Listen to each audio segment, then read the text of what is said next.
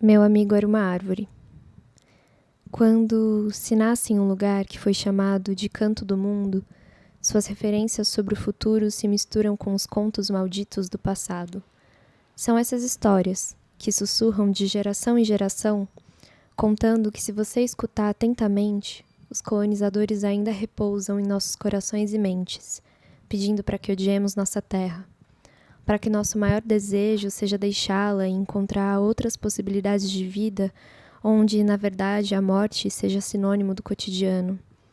Eu cresci em uma área de reserva ambiental. Só fui descobrir isso aos 19 anos. Eu cresci em uma área de reserva ambiental, desejando que os prédios chegassem logo, as rodovias tomassem conta, o progresso fosse meu amigo, e um dia, num recital de poesia, entendi que o mundo não era para ser assim. Um trovador obscuro, um preto velho de corpo jovem me mostrou que o mundo ainda poderia ser muito melhor.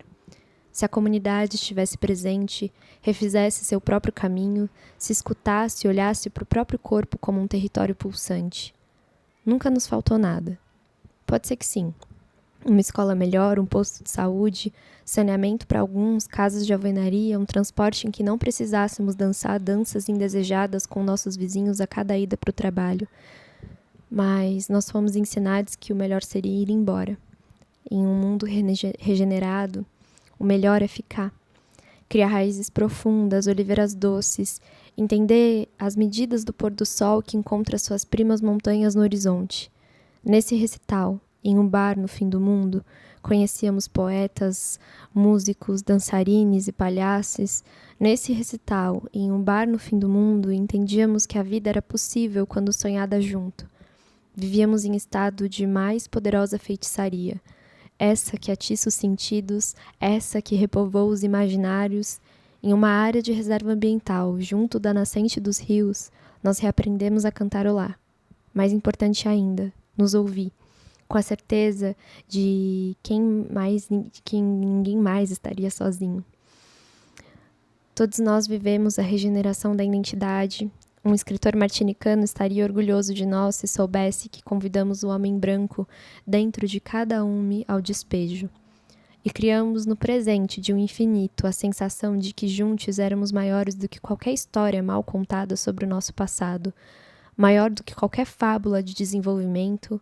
Éramos a própria horta comunitária nutrindo e sendo nutrida pela terra. Éramos cada pessoa ali, uma nova forma de habitar o mundo sem as mentiras coloniais. O amigo preto velho se doeu demais no mundo vendo tanta dor ainda continuar.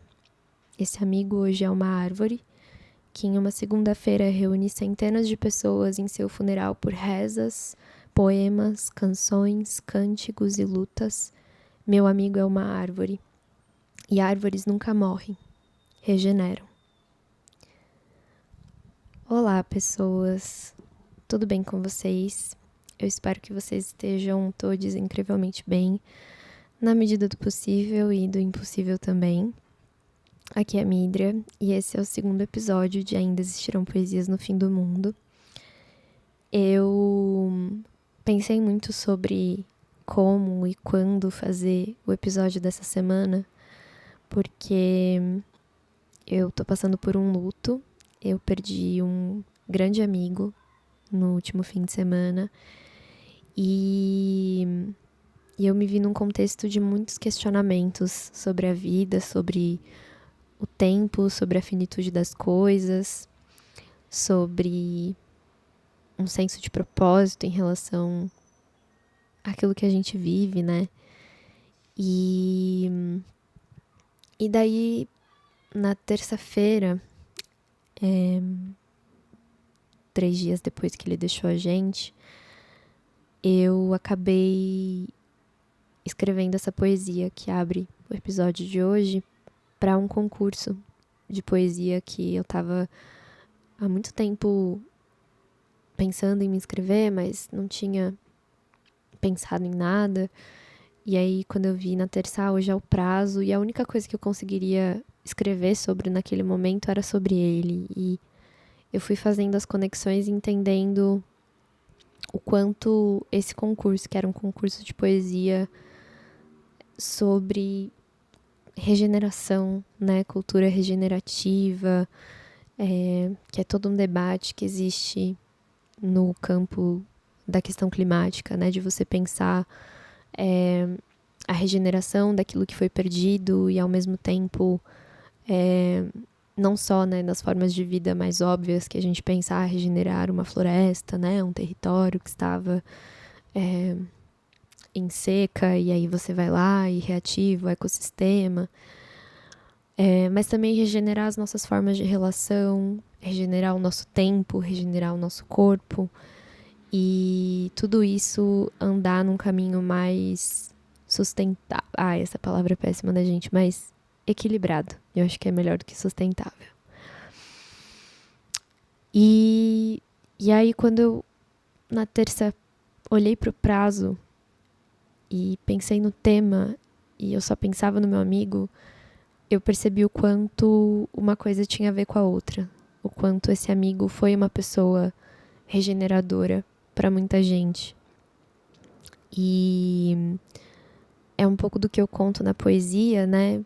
Mas eu vou tentar retomar a importância que ele teve na minha vida e relacionar tudo isso, no fim das contas, a esse olhar da regeneração, né? Depois a gente pode ter um episódio em que eu fale mais sobre isso. De cara, para quem quiser olhar mais pro tema, existe uma plataforma de conteúdo muito incrível chamada Futuro Possível, que eu conheci na pandemia. Ela foi criada pela Lua Couto e é todo um olhar muito alinhado com a decolonialidade, com a pluriversalidade de saberes. Tem podcast, tem revista, tem newsletter, tem muitos posts no Instagram, @futuropossível, que vocês podem acessar e reflorestar aí os imaginários a partir do pensamento bastante afro-indígena, enfim, do que a gente chama de sul global. É muito maravilhoso o trabalho da Lua. E foi justamente ela que me indicou esse concurso sobre regeneração, né? Não era só um concurso de poesia, mas eu sou poeta, né?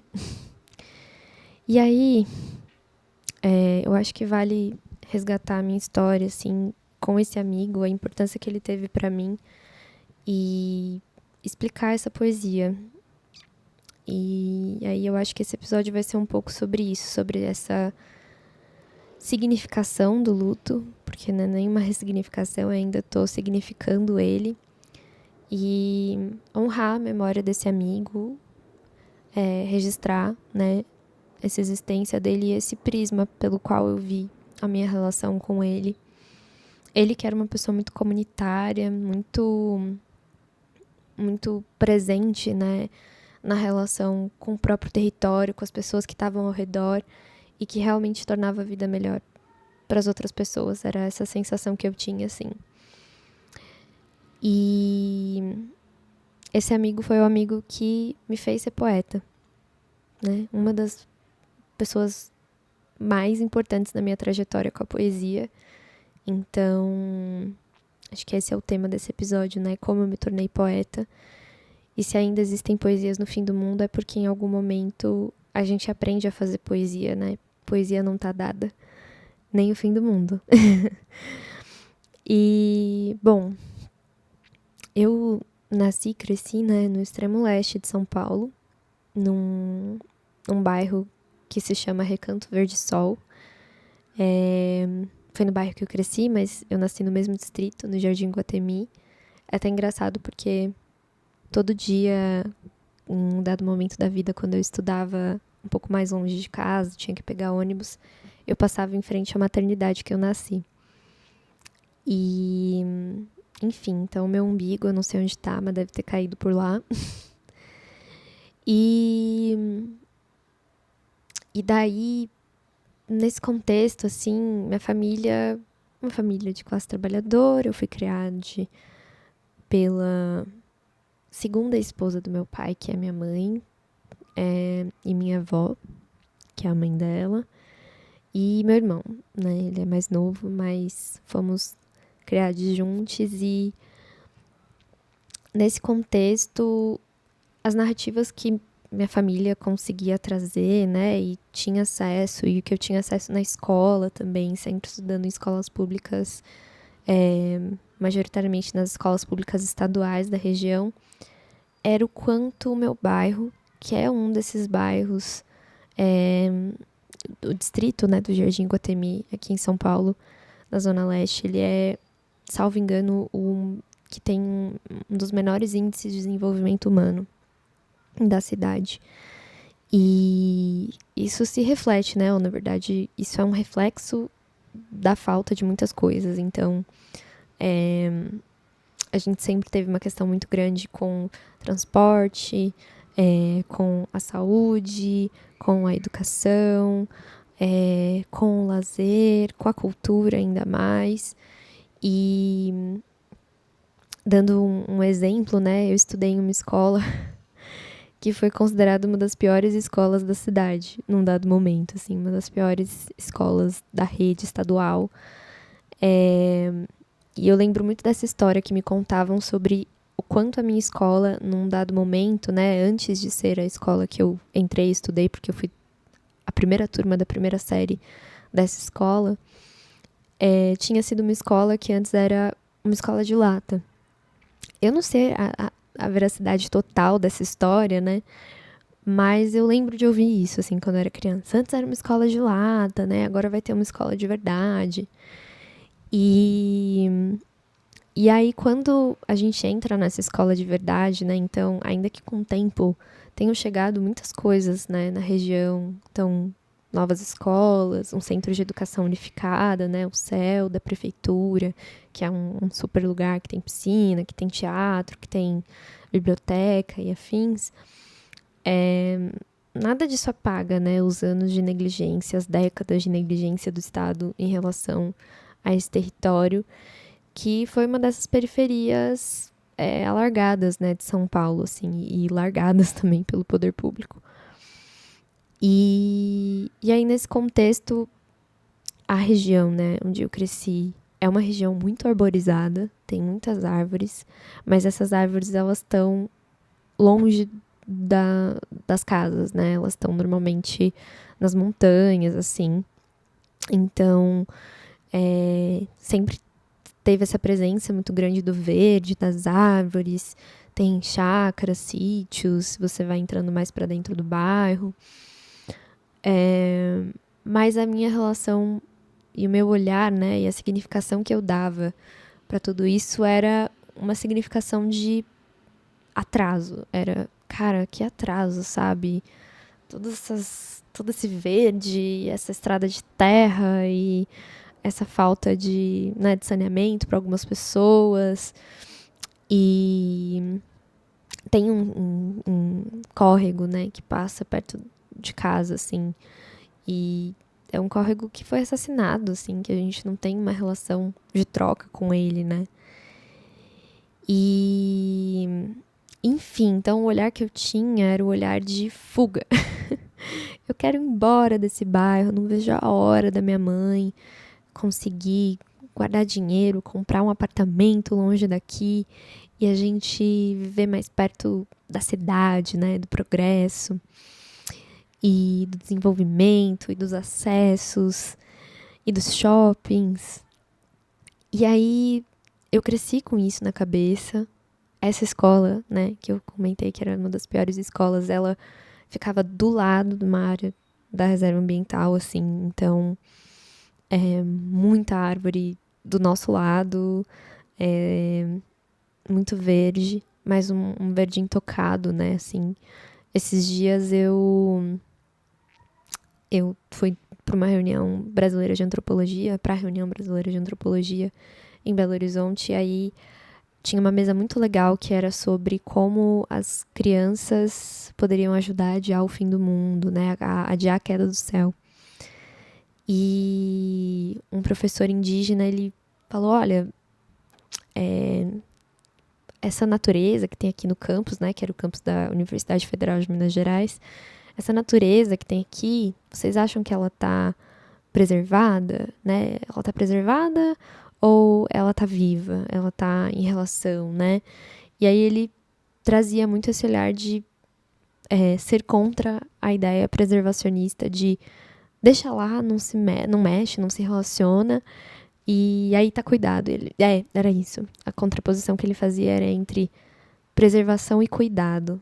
Ele perguntava, ela tá cuidada? Cuidada essa mata não tá. Ela tá preservada, mas ela tá ali de uma maneira intocada e sem relação com tudo que tá ao redor, né? Então, no fim das contas, ela não tá sendo cuidada. E aí ele trouxe um exemplo que é sobre, às vezes, né, algumas áreas de floresta que acabam pegando fogo, né?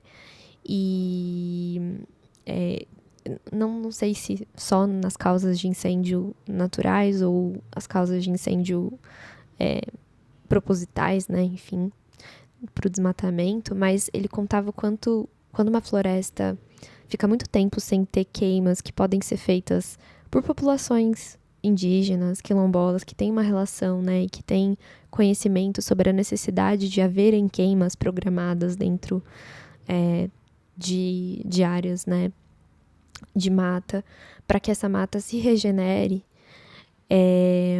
Quando isso não é permitido, enfim, esse ciclo é quebrado, o que acontece é que quando um incêndio acontece finalmente por causa natural ou não, ele se alastra de uma maneira muito desgovernada. Então, existem métodos de cuidado, né, e de relação com essa natureza, enfim, né, com esses seres que precisam ser considerados e que não são só o olhar branco, conservacionista e conservacionista por si só. É claro que precisa se conservar, mas também se precisa regenerar, que eu acho que é o grande tema dessa conversa também. E aí, voltando para a escola, né, eu tinha essa relação meio, não vejo a hora de sair daqui. E aí, eu só fui descobrir, inclusive, que a gente estava numa área de reserva ambiental, né, a minha casa não, né, a casa da minha avó, da minha mãe, onde a gente cresceu não, mas esse verde todo que estava ao nosso redor, que era uma área de reserva ambiental, já na faculdade, eu já tinha uns 19 anos, e um dia eu estava descendo pro ponto de ônibus, para pegar o ônibus pra USP, e aí, pra USP não, né, pro metrô, aí o metrô ia, aí do metrô, 2 metrôs, 2 linhas, e aí pegar um ônibus pra ir pra USP. Mas estava descendo a rua, pegando o ônibus, e vi uma moça, assim, com um colete verde e uma plaqueta na mão, e ela tava fazendo anotações, e aí eu tava, acho que num dos semestres do ciclo básico, né, de ciências sociais, a gente estuda metodologia de pesquisa, e daí eu olhei pra aquela moça e falei, moça, o que você tá fazendo aqui? Quem é você? O que você tá aqui bisolhando no meu bairro? Bisoiando, né? E ela, então, é que eu sou da Secretaria de Meio Ambiente, aqui é uma área de reserva ambiental, e aí minha cabeça explodiu, assim, do tipo, nossa, aqui é uma área de reserva ambiental. E quando já, né, no segundo ciclo, né, do ensino fundamental, eu comecei a participar de um projeto de literatura na escola, que eu acho que completa um pouco da história antes de eu chegar na relação com esse meu amigo. E nesse projeto de literatura na escola, a gente lia grandes clássicos da literatura, né?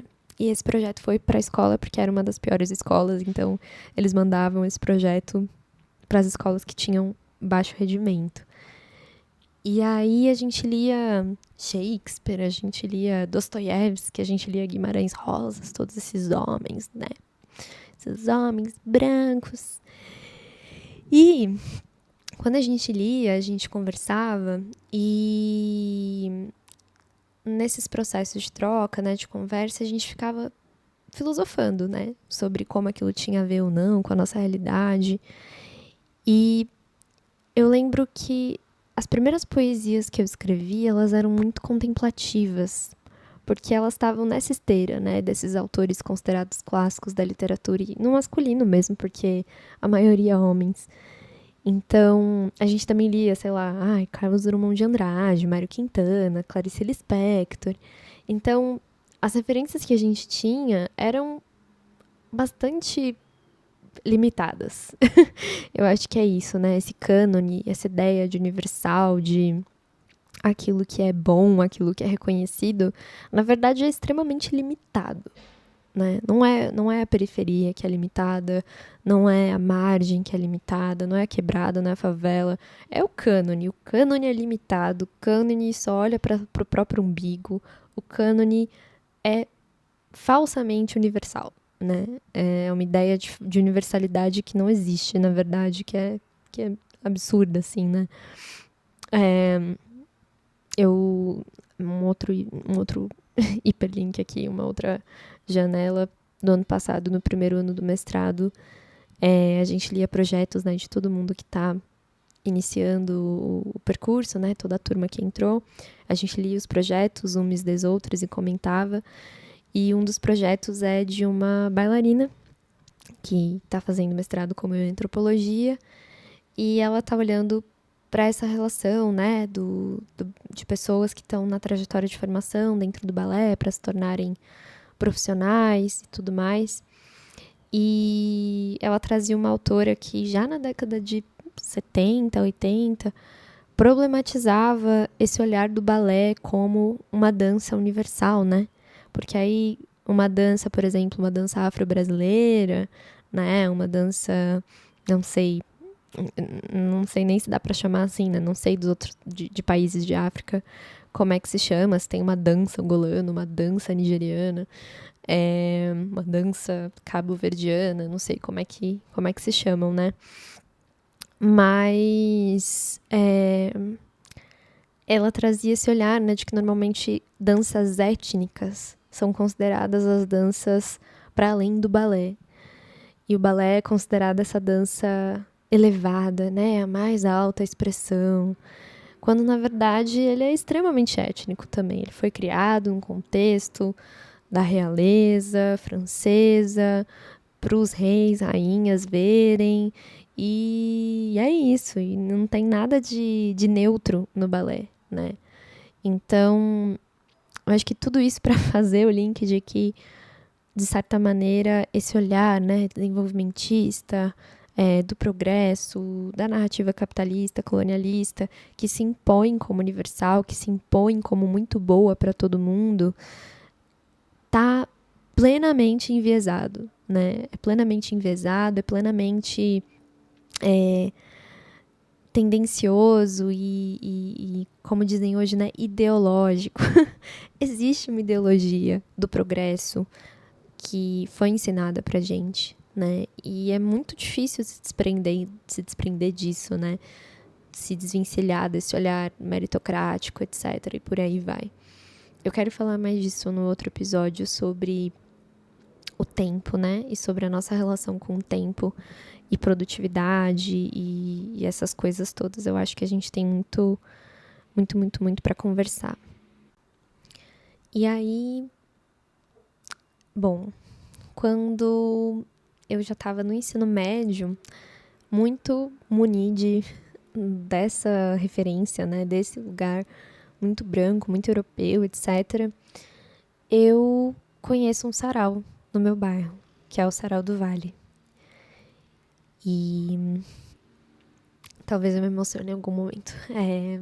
Mas esse sarau foi criado por 3 pessoas, que foram o Danilo, a Flora e o Raul.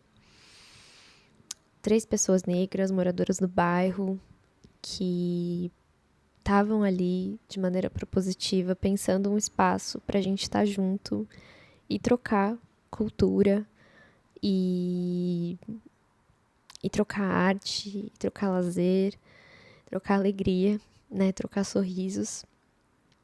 E o amigo que eu perdi, né, é o Danilo, que foi um desses criadores do sarau. E ele era essa pessoa que abriu espaço para as outras pessoas falarem e se ouvirem.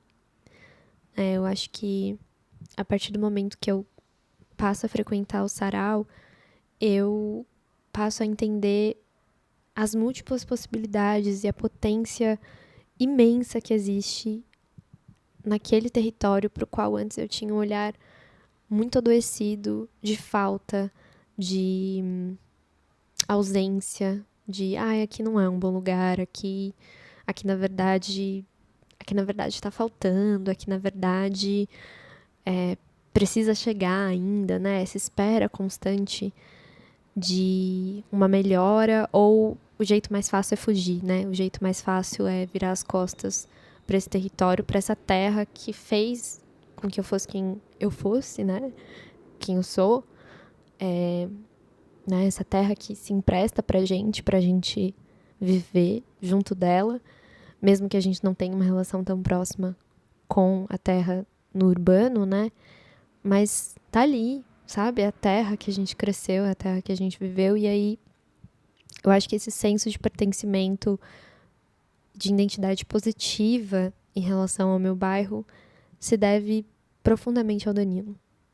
Se deve imensamente a esse menino homem, que foi a pessoa que começou a criar esse espaço, né, junto de Flora, de Raul e de outras pessoas que foram se somando ao coletivo ao longo do tempo, e mostrar, né, olha só, a gente tem rappers, a gente tem dançarinas de dança do ventre, a gente tem palhaço, a gente tem grafiteiro, a gente tem quem fotografa, a gente tem quem faz comida, e aí a gente se reunia, né, num bar, que era o bar do Zé Costa, lá no alto, na montanha, num dos pontos mais altos do bairro, onde, de maneira conjunta, a gente trocava arte, ao mesmo tempo que a gente tinha uma vista belíssima do bairro, assim, das montanhas. Lá de cima a gente conseguia ver os fios da Eletropaulo, como que chama, gente? Não são as montanhas, né? Aquilo que é uma torre. Uma montanha de ferro, né? A torre. A gente vê as torres e os fios e o pôr do sol mais bonito da minha vida é o pôr do sol. São todos que eu já vi no Sarau do Vale. E aí lá naquele bar, que era o território que existia, que era o território que se abria, dado que não tinha, né, casa de cultura, fábrica de cultura, centro cultural, oficina cultural, testando todos nomes de equipamentos que existem em São Paulo, né, que tanto pelo estado quanto pelo município poderiam estar presentes no nosso território e não estavam.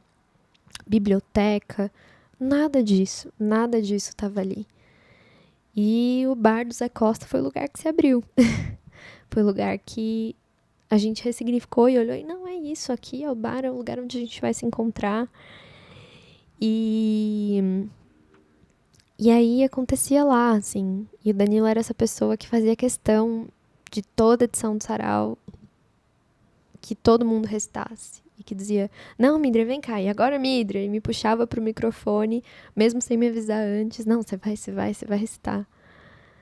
E aí o Sarau, ele se tornou uma plataforma para muitas outras coisas, né? Não só para que eu me entendesse como poeta, depois ele semeou outras sementes, né? Germinou outras sementes, como o Islã São Mateus, que é um slam, né? Uma competição de poesia que surge nos últimos anos, lá pertinho.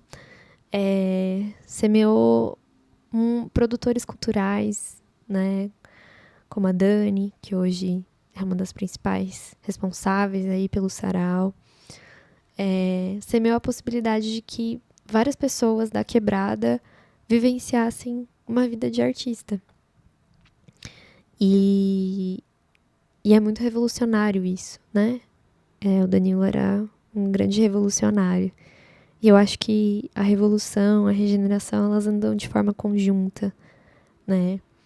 Talvez a gente não consiga recriar totalmente o nosso bairro, a gente não consiga colocar ele num espaço de ressignificação plena das estruturas, mas a gente consegue fazer as nossas micro-revoluções, sabe?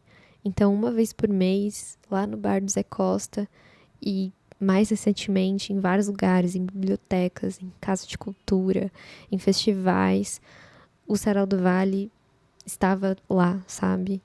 Criando essa Zona Autônoma Temporária, que inclusive é o livro de teoria anarquista que origina o nome do primeiro slam do Brasil, que é o ZAP, né, o Zona Autônoma da Palavra, que é esse espaço no tempo e espaço, né, esse momento no tempo e espaço, que é meio fora do tempo e espaço, mas que é real também, que é presente, que corporifica, que ressignifica a nossa existência como uma existência potente, uma existência criativa, uma existência que se vê no lugar de agente, né? De pessoas fazedoras, pessoas criadoras, pessoas geradoras, semeadoras, regeneradoras da forma de estar no mundo que foi ensinada e colocada como possível pra gente.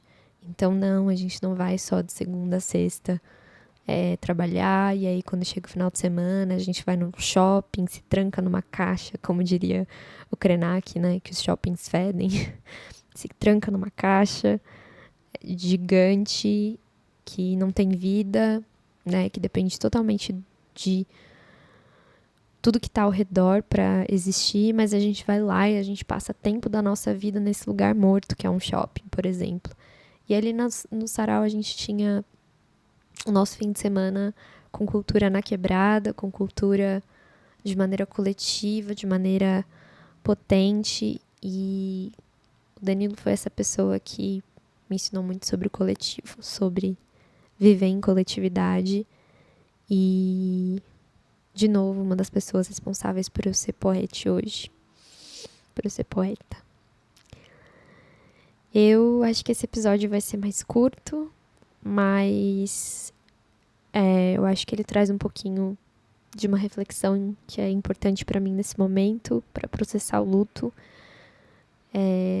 Esse amigo era, acima de tudo, também uma pessoa envolvida na vida pública, né, na luta por direitos. Então, ter esse episódio aqui é uma maneira de reverenciar essa memória também de maneira pública, ter o registro dessa poesia.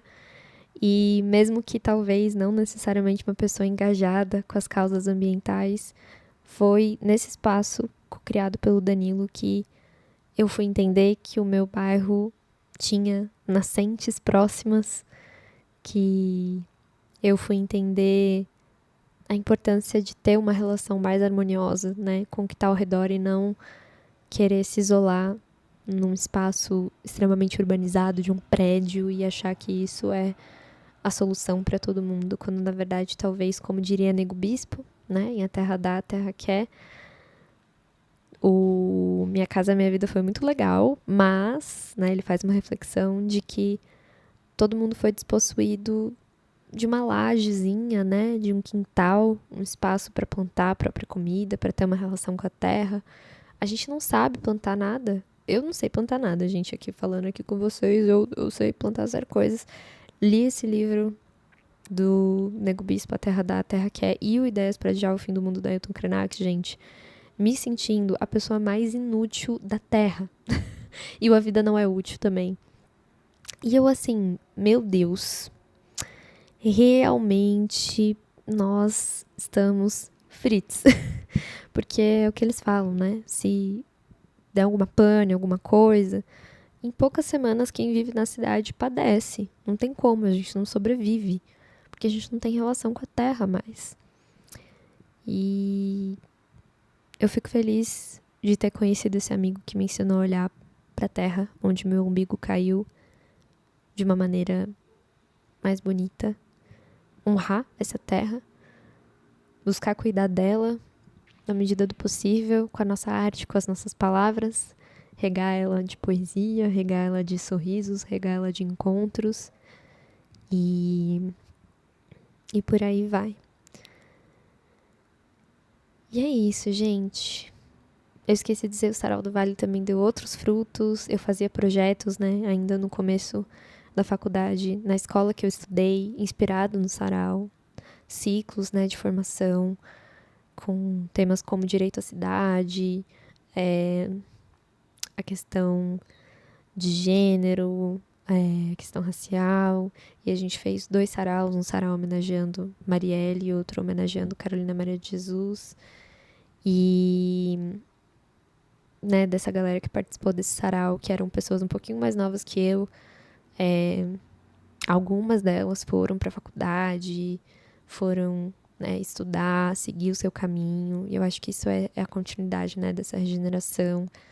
Além dos Lança Mateus, sarau do seu Camilo, enfim, muita coisa boa, gente. Muita coisa boa surgiu dessa semente que seu Danilo plantou. E é isso. Acho que o convite desse fim de episódio é: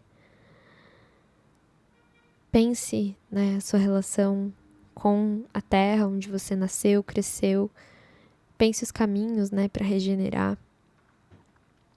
E esteja em coletividade, porque a saída é coletiva, né? A gente não tinha uma horta comunitária, a gente não teve, mas que bonito seria se todo mundo tivesse esse espaço, né, de horta comunitária, de relação com a comunidade ao seu redor, para além de um processo de dependência extrema, né, desse sistema que mata a gente todos os dias, simbólica e fisicamente. Mas é isso, gente. Obrigada a quem ouviu até aqui. A gente se vê na próxima semana. Siga @ainda poesia no fim no Instagram. E a gente se vê. Tchau.